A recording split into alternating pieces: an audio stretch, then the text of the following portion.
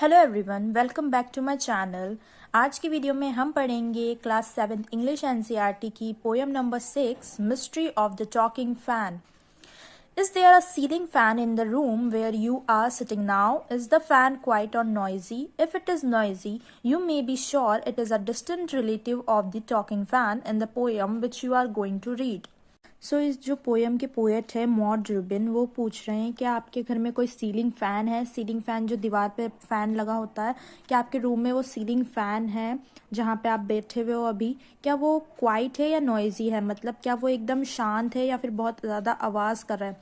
अगर ज़्यादा आवाज़ कर रहा है तो ये ज़रूर टॉकिंग फ़ैन का कोई दूर का रिलेटिव होगा।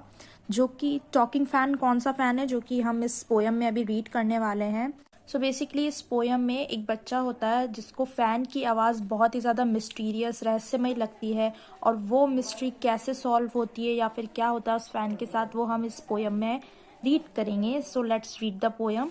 Once there was a talking fan electrical his chatter. एक बार की बात है, बच्चा कहता है कि एक टॉकिंग फैन था, बात करने वाला पंखा था। उसकी चैटर मतलब बातें कैसी थी? इलेक्ट्रिकल थी। इलेक्ट्रिकल क्यों थी?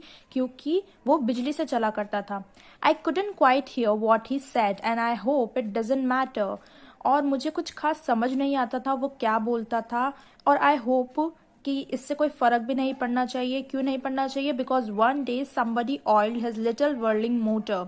क्योंकि एक दिन कोई आया और उसने उसकी जो व्हर्लिंग मोटर, व्हर्लिंग मतलब रोटेटिंग या घूमती हुई मोटर में ऑयलिंग कर दी। ऑयलिंग से वो स्मूथ हो गया और उसकी आवाज़ आना बंद हो गई। And all the mystery was spoiled. और वो क्या कहता है कि उसकी जो सारी मिस्ट्री थी, मिस्ट्री वो क्यों कह रहा है? क्योंकि जो फैन उससे कहता था वो सब बातें उसको समझ नहीं आती थी, तो उसके लिए एक मिस्ट्री थी, रहस्यमयी चीज़ थी जिसको वो जानना चाहता था। बट जब उसको ऑयल्ड कर दिया गया तो उसके पास कुछ और चीज़ थी नहीं जानने के लिए। ही रैन एज स्टिल एज वाटर। और अब वो कैसा चलता है? स्टिल एज वाटर मतलब स्मूथ, मतलब एकदम स्मूथ चलता है, अच्छे से चलता है और शांति से चलता है जैसे कि एक वाटर होता है। चिल्ड्रन, ये थी आपकी पोएम जो कि लिखी थी मॉड रूबिन ने। अब हम इसके क्वेश्चन आंसर्स देख लेते हैं। क्वेश्चन नंबर फर्स्ट है, fans don't talk but it is possible to imagine that they do. What is it then that sounds like the fans chatter? Fans तो बात नहीं करते, पर ऐसा पॉसिबल है अगर हम इमेजिन करें कि they do talk. What is it then? फिर वो क्या चीज़ है जो कि साउंडिंग प्रोड्यूस करती है? जब आवाज़ आती है, पंखा चलता है, तो वो किस चीज़ की आवाज़ होती है?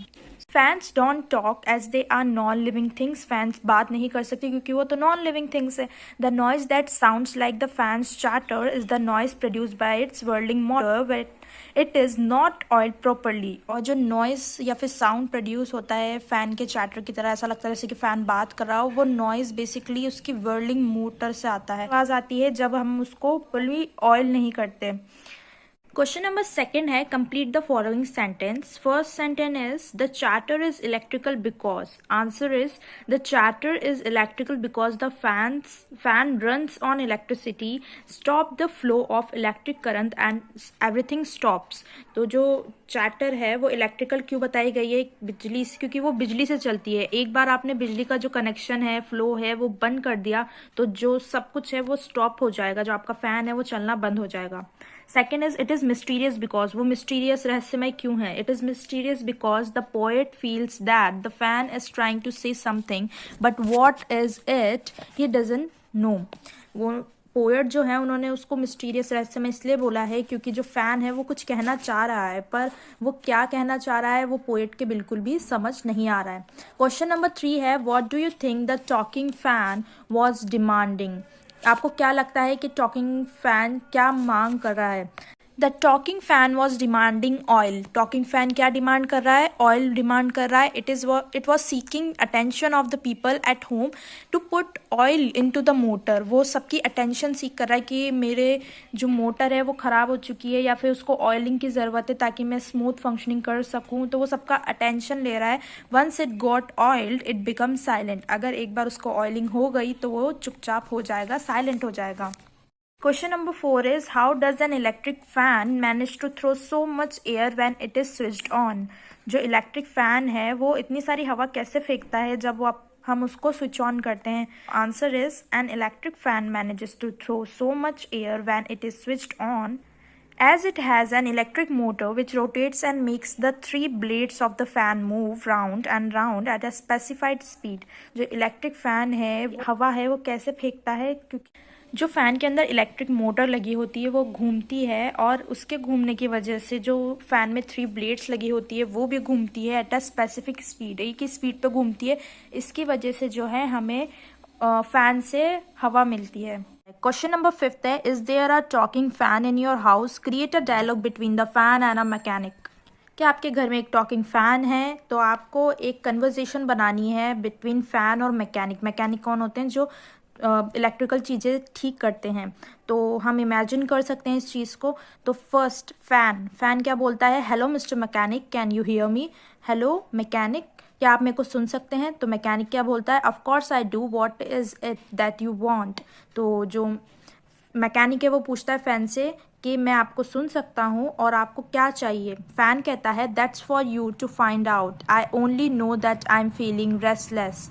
तो जो फैन है वो कहता है मैकेनिक से कि ये तो सिर्फ आप ही पता लगा सकते हो, मुझे बस इतना पता है कि मैं थोड़ा रेस्टलेस फील कर रहा हूँ। रेस्टलेस मतलब अनईजी सा फील कर रहा हूँ। मैकेनिक कहता है don't worry, I will put in some oil in your motor and then you will be quite comfortable once again. तो मैकेनिक कहता है डोंट वरी, मैं आपकी जो मोटर है उसमें ऑयलिंग कर देता हूँ ताकि आप कंफर्टेबली क्वाइटली वापस चल सको। Children, this is it for your today's video. So I hope आपको मेरी वीडियो पसंद आई हो। If you did then do like, share and subscribe to my channel and don't forget to press the bell icons, ताकि आपको मेरी video की सारी नोटिफिकेशंस मिल सके। And I will meet you with another interesting chapter. So thanks for watching.